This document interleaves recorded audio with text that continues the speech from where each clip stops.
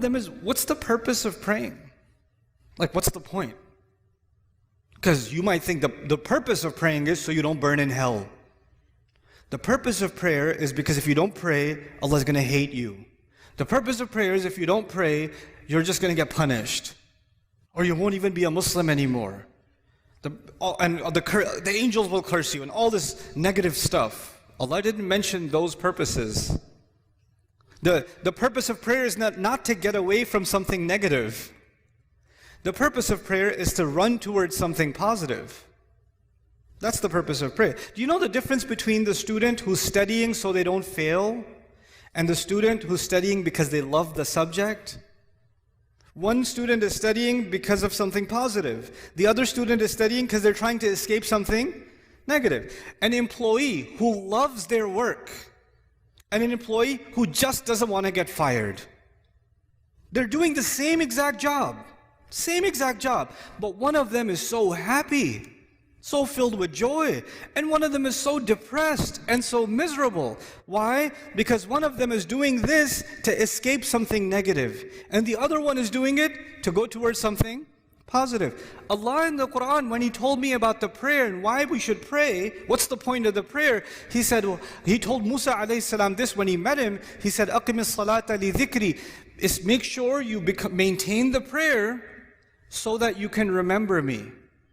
Maintain the prayer so you can remember me. I told you already, my relationship with you is very limited. But your relationship with Allah started a long time before you even came in this world. And your relationship will continue with Him a long time after you even leave this world. And that relationship is worth remembering because every good thing that comes to you comes from that relationship. Some good things come because I'm your dad. Some good things, but all the good things that come to you only come to you because of that relationship. So if you want all the positive things to stay in your life, you must remember where all of the khair comes from, all of the ni'mah comes from, all of the rizq comes from, all of the guidance comes from. So Allah says the best way you can remember that is that you remember Allah by prayer. The best way to remember Allah is the prayer. أَقِمِ الصَّلَاةَ لِذِكْرِ. That's why you should pray. And finally, okay, that's why you should do it. But just because you're doing it for the right reasons, that's not Allah. Allah says that's not enough. There's some benefits too. There's some good things will come your way when you truly remember Allah. When you truly remember Allah the way He wants you to. And the way He wants you to is these prayers. If you can do this, Allah says, إِنَّ الصَّلَاةَ تَنْهَى عَنِ الْفَحْشَاءِ وَالْمُنْكَرِ. And even in this ayah, وَلَذِكْرُ اللَّهِ أَكْبَرُ.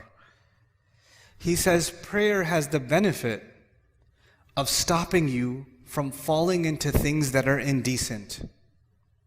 Because indecency is all around you, and I, son, cannot stop you from being exposed to it. Indecency is on your device. Indecency is at your school. Indecency is among your friends. Indecency is at an Eid party when you're going to a corner talking to your friends. Indecency will be everywhere.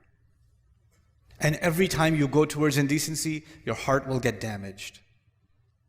And Allah says, if you can maintain this prayer, it will prevent you from falling into indecency.